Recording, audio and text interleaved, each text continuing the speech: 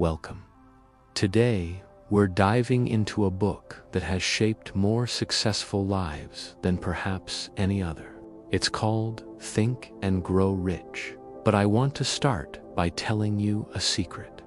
This book isn't really about getting rich, not in the way you might think. It's not a guide to stock market tips or real estate tricks. At its core, this book is about rewiring your mind.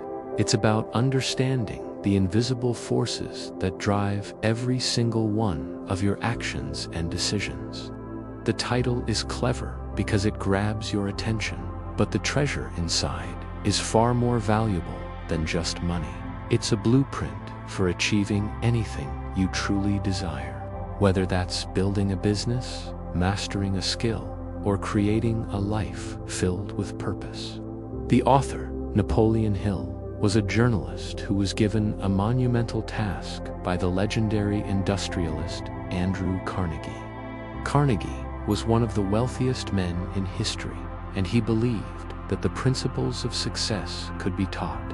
He challenged Hill to spend the next 20 years of his life studying the most successful people in the world, people like Henry Ford, Thomas Edison, and Alexander Graham Bell. Hill took on the challenge.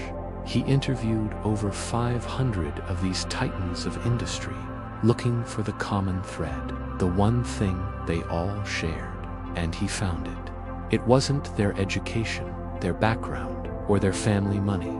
It was how they thought. Think and Grow Rich is the result of that 20-year study.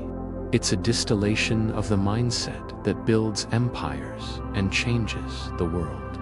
So, where does this journey begin? It starts with one of the most misunderstood words in our language, desire. Most of us think we have desires. You might say, I wish I had more money, or I hope I get that promotion. But Napoleon Hill makes it clear that's not desire. That's just wishing. A wish is a weak, passive thought with no energy behind it. A true, burning desire is completely different. It's an all-consuming obsession. It's the first thing you think about when you wake up, and the last thing you think about before you sleep. It's a definite, precise goal that you can see, feel, and taste in your mind's eye. Think of it like this: a person who is drowning docentine just wish for air. They desire it with every cell in their body. Their entire being is focused on that one single goal. That is the kind of desire Hill is talking about. It's so powerful that it fundamentally changes your behavior. You stop making excuses. You start seeing opportunities instead of obstacles. This is the first and perhaps most difficult step because it requires absolute clarity. What do you truly want with the intensity of someone gasping for air? Once you have that burning desire, the next step is faith. This isn't necessarily religious faith, but an unwavering belief in yourself and in your ability to achieve your goal. It's the absolute conviction that what you desire is not just possible, but inevitable. Now, this is where many people get stuck. They have a desire, but their inner voice is full of doubt. I'm not smart enough. I've failed before. Who am I to do something great? Hill understood this battle intimately. He explains that your subconscious mind is like a fertile garden. It doesn't care what seeds you plant, seeds of faith or seeds of fear. It will grow whatever you plant in abundance. Your dominant thoughts, repeated over and over, become the seeds. This is why self-talk is so critical. Every time you tell yourself you can't do something, you are watering the seeds of failure. But every time you affirm your ability, you are nurturing the seeds of success. Confidence isn't something you're born with. It's a habit you build through deliberate, repetitive thought and action. Faith is the engine that turns the abstract energy of desire into a tangible reality. This leads us directly to the concept of autosuggestion. It sounds like a fancy term, but it's simply the process of influencing your own subconscious mind.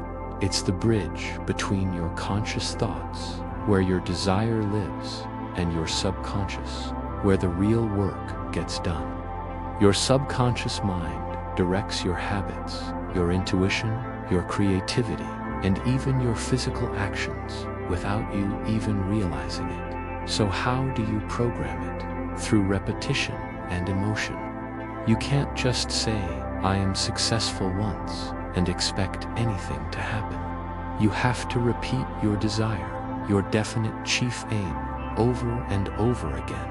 And you have to feel it as if it were already true. Close your eyes and visualize yourself having already achieved your goal. What does it feel like? What do you see? Who is with you? By mixing emotion with your thoughts, you are sending a powerful command to your subconscious. It then begins to work tirelessly, day and night, to bring you the opportunities, ideas, and resources you need. This is why the people you surround yourself with and the information you consume are so important. They are all forms of autosuggestion, constantly programming your mind for either success or mediocrity. Why do so many people feel stuck? It's because their subconscious mind has been programmed, usually by accident, for the life they currently have. From a young age, we are bombarded with limitations. Be realistic. Don't get your hopes up. Money doesn't grow on trees. These ideas, repeated for years by family, school, and society, form deep mental grooves. They become our default settings. Breaking free from these mental habits is like trying to change the course of a river. It requires consistent, deliberate effort. You have to consciously choose new thoughts and hammer them into your mind until they form new, deeper grooves. This is the real work. It's not about finding a magic bullet. It's about the daily, unglamorous discipline of managing your own mind. Now, let's talk about knowledge. We live in the information age, where you can learn anything you want with a few clicks. But Hill makes a crucial distinction. There's a massive difference between general knowledge and specialized, applied knowledge. Piling up facts and degrees without a purpose is useless. A university professor might have encyclopedic knowledge of business history, but that doesn't mean they can build a successful business. General knowledge is just trivia unless it's organized and intelligently directed through practical plans of action to a definite end. The successful people Hill studied were not necessarily the most educated in a traditional sense, but they knew how to acquire the specialized knowledge they needed, thereby learning it themselves, or, more often, by surrounding themselves with a team of people who possessed that knowledge.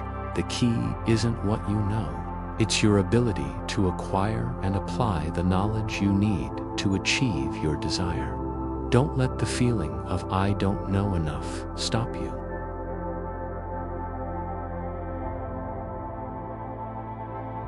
Once you have desire, faith, and a plan to acquire knowledge, you need one more tool to bring it all together: imagination.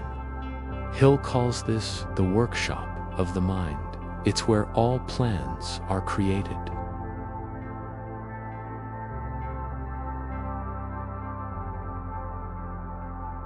Synthetic imagination is about rearranging old concepts, ideas, or plans into new combinations. Most innovation happens here. You take what already exists and you combine it in a new way. Creative imagination, however, is the source of true breakthroughs. It's where you receive hunches, inspirations, and flashes of insight that seem to come from nowhere.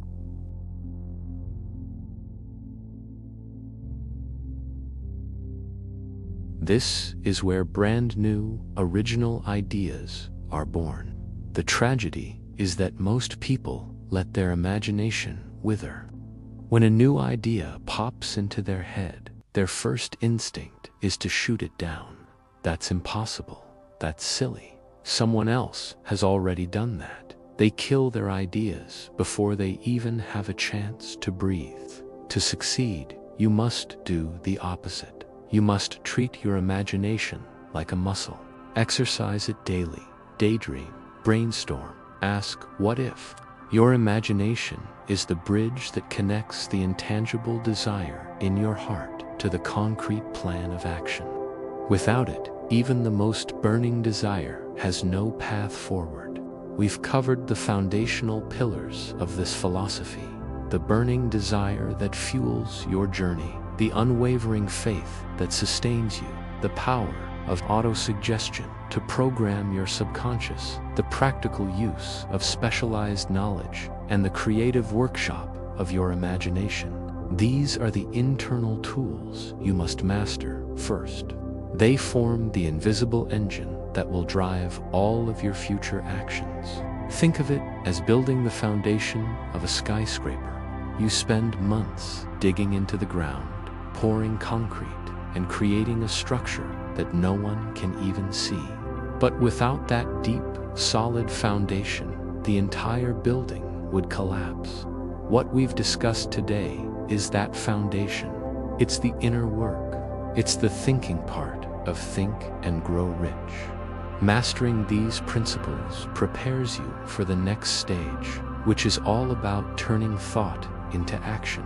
In Part 2, we will explore the practical steps of execution, organized planning, discipline in the face of failure, and the power of the mastermind.